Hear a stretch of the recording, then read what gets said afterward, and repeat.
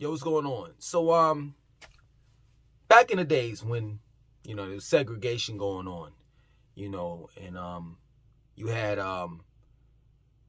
places where black people could, while they were traveling, you know what I'm saying, going from one state to the next, is places like safe havens, places where they can go, like, bed and breakfast. They can, have a place to stay, gas stations, where they can, get their gas from, and restaurants where they can eat at. They had these safe places where, while you were traveling, you can stop at, And in order, being that they didn't have the internet and stuff like that, I'm making a point, hear me out. Being that they didn't have the internet like how we do, you know what I'm saying? They had a book. It was a green book. I forgot the name of it, you know what I'm saying? I'm sorry. For those that know the exact, name of that book that I'm talking about, referring to, put it in the comment section of this video. And that book was like a guidebook, to let them know what safe places, that they can stop at, to get gas, to get to eat at a restaurant, etc. You understand? And never did I think in my mind that in 2022 that minorities would have to recreate a book like that. But instead of it being like how segregation was back in the days, no, we need to create a book that states what specific cities that we can live in that's safe for black people to live in. And that's real talk. Now, I know what y'all gonna say before I say it. You're gonna call me a sellout. You're gonna tell me that I'm a hater of my own race and this and that and so forth. And that's far from the furthest truth. You understand? But at the end of the day, let's just be real. A lot of the cities that's going through the most BS, the most drama, you know what I'm saying, are heavily populated by black people. Or should I say Niggers? Because there's a difference. You have black people on one side that, you know what I'm saying, they go to school, they go to college, graduate, they may be they may become entrepreneurs, or they may just go into the work field. They create a family, they live a long, prosperous life, and whatever they have, you know what I'm saying, they pass it on from one generation to the next. And then you have Niggers, that's the exact opposite of black people. They're self-destructive. They don't want anything in life. They're willing to take what's yours because they don't want to work for nothing that they have, anything that they have. And this is where you see a lot of them at. In cities like Atlanta, Houston, Chicago, Baltimore, Washington, D.C., and the list goes on. It's a shame that we have to recreate a manual. Well, nowadays, we're in modernized times. So, a virtual manual, you know what I'm saying? We don't necessarily have to have a physical book, because we're living in 2022, but a virtual book where us good black wholesome folks can look at that book and say, oh, we can live here, we can live here, this is the safest place for black people to live. And it's the truth. So don't get offended. We got some, straight up, let's just be real. We have some ass backwards white people, hear me out, that really don't know what to call black folks. They're steadily looking on the news. Hear me out. I'm making a point. They're steadily looking on the news, and white media, they tend to to plaster all of these NIGGERS's in front of this TV screen, in front of the tube bar, in front of the camera, for the world to see. They look at these ass backwards white people, they look at movies, and all of these stereotypes that's being pushed to white America, they believe it. That black people ain't nothing but murderers, killers, robbers, they sell drugs, they're prostitutes, and all the rest of that stuff. So, when you hear these ass backwards white people, they'll say, I don't want NIGGERS's in my neighborhood. Not realizing that black people don't want them in our neighborhood as well. That there's definitely a separation. Straight up. That's real talk. White people have their version of NIGGERS's. It's called trailer park trash and rednecks. You definitely had to separate the two. We know the difference between some good, wholesome white folks and the trailer park trash people. Why can't y'all see the difference? Straight up. Y'all know that there's a difference because guess what? You work with us. You work alongside us. We go to your schools. There are black people in Ivy League colleges, attend Ivy League colleges. Y'all know that all black people are not, because I can't say it on YouTube. Getting flagged for that. But just saying NIGGERS. We don't want to be around them as well. That's the reason why I had to get the hell out of Atlanta. Because I got tired of seeing these NIGGERS's. Real talk. That's the reason why I left Durham. Durham, North Carolina. That's the reason why I left Greensboro, North Carolina. That's how I seen them. Straight up. We definitely need to make out a virtual book that states, well, I'm pretty sure when you pull it up, you know what I'm saying, you can Google it. But I think that the black community, I'm talking about like the black people that want to make, that's making something of themselves. We need to come together and, you know, break down statistically, you know, what cities is best for us to move in. Because, you know, we're faced with not only NIGGERS's, but also racism as well. But, yo, at this point in time, man, I'll take the racism. Straight up. Straight up, man. I said this in the last video. I've never had a white person physically harm me. But I can give you times upon times when a black person has put their hands on me in a worse way. I mean, I've been pistol whipped.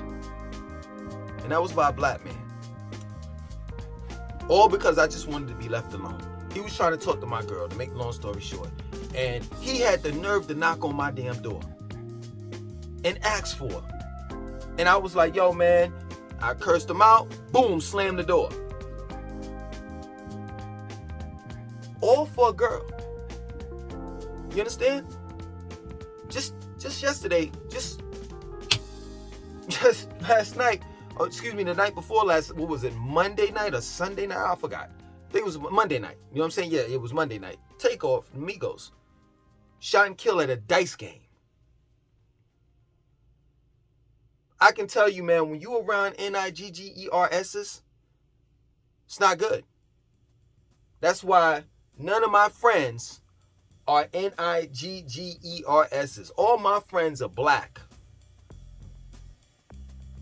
All of them are productive. I refuse to be around non-productive people because it's the truth, you know. The saying goes, birds of a feather flock together. That plain and simple. I want to be around people that's smarter than me. I want to be around people that have more than me because I can learn from those people. Straight up. And to be real with you, I have to definitely diversify my portfolio when it comes to friendships. Friendship. Straight up. I need to have me some Caucasian friends. I need to have me some East Indian friends. Because I know all my life I've had not black friends. Straight up. Most of my life I've had Niggers. Man, fuck it. Niggas!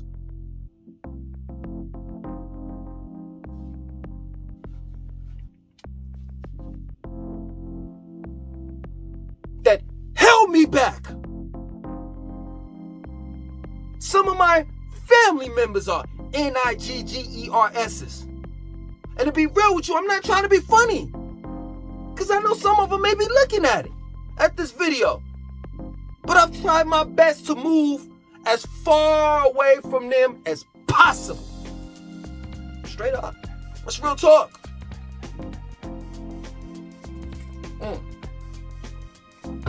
And I know what y'all are going to say. Man, why are you putting your business out there, Langston? You got non-black folks looking at us. They're gonna look at your video and say, look at the black folks. I told you they don't get along. I told you that they're disunified. And I'm gonna say this for the 18th millionth time.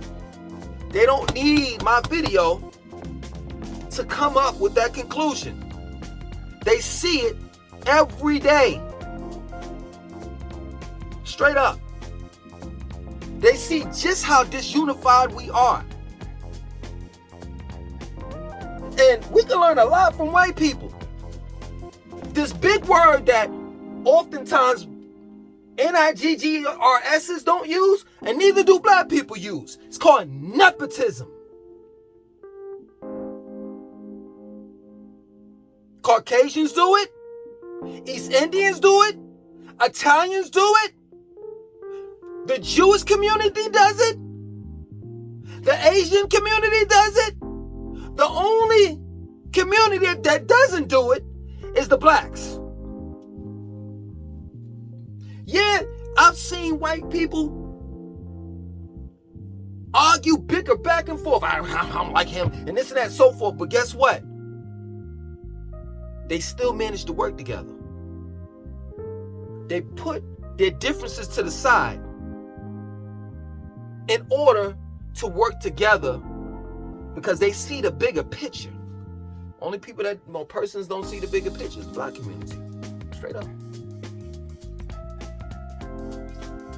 For real. That's why I can't live around Niggers.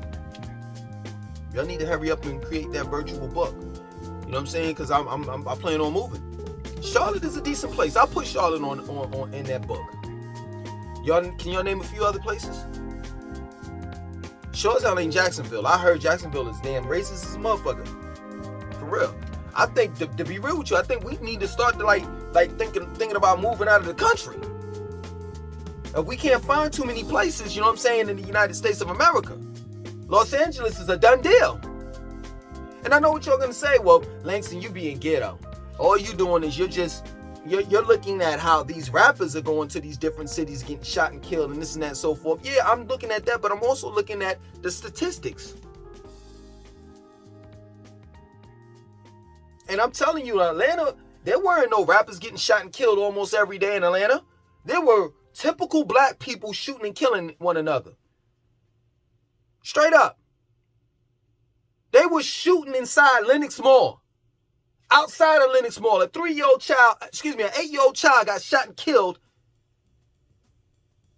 inside of her mother's car on the way out from doing Christmas shopping. Were they gangsters? Were they thugs? Were they rappers? No, they weren't. And if they're not getting shot and killed in Atlanta, they breaking and entering inside your house.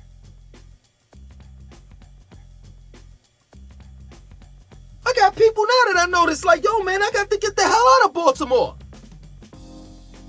The DMV area. Come on, it ain't just rappers getting shot and killing these places. Chicago, 13 people got shot on Halloween night. None of them were rappers. So miss me with that. That's real talk.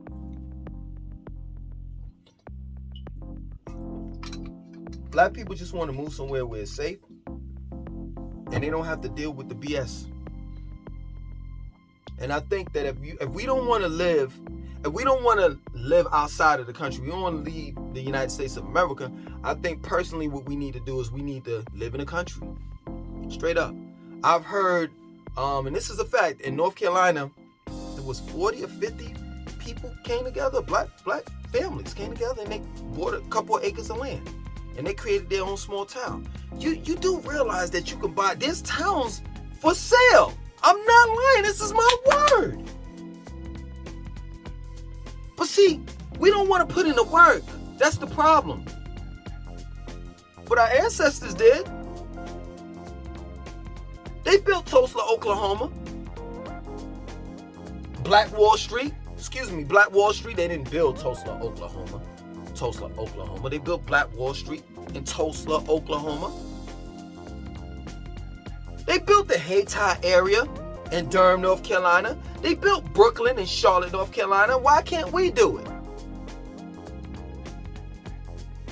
Straight up. That's real talk. Why can't we just get our fingernails dirty? Why can't we build our own town and police ourselves, have our own small government?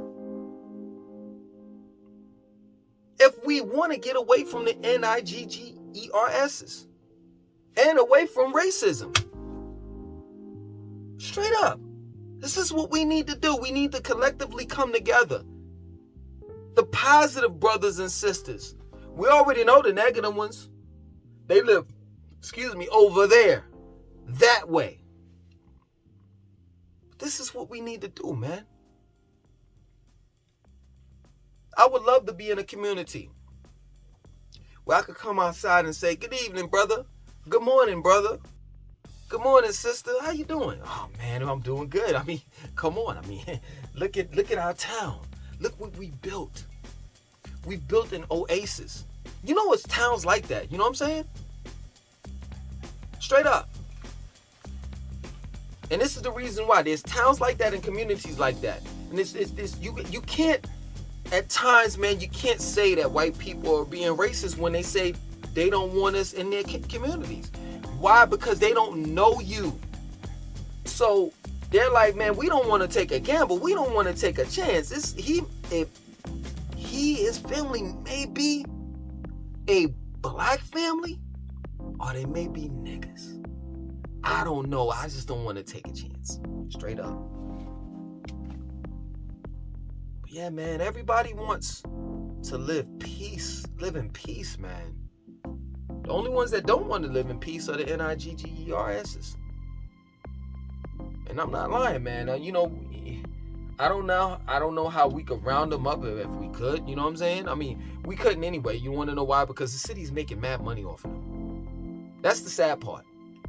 Crime will never cease to exist because it's a moneymaker. Straight up. This is my word, and then I'm gonna end it, all right? Because I've been holding y'all for too long. On a Monday morning, drive downtown in your city. Go to the courthouse, and you'll see just exactly what I'm talking about. It's a line wrapped around the fucking courthouse. It's a moneymaker. That's what crime is. So yeah, man, we need to get up on it, man. If we serious about living in peace, harmony, and unity, and all of that stuff, then we need to create our own, man. Lawfully, legally create our own. That's real. Y'all talk about Wakanda forever. We can have a real Wakanda. instead of having a fictional one. You know what I'm saying? I don't want to go see that movie on November the 11th. I'd rather drive into my community and see that shit every day. Straight up. Other than that, my name is Langston2092. I want you to like, comment, subscribe. Definitely share this video.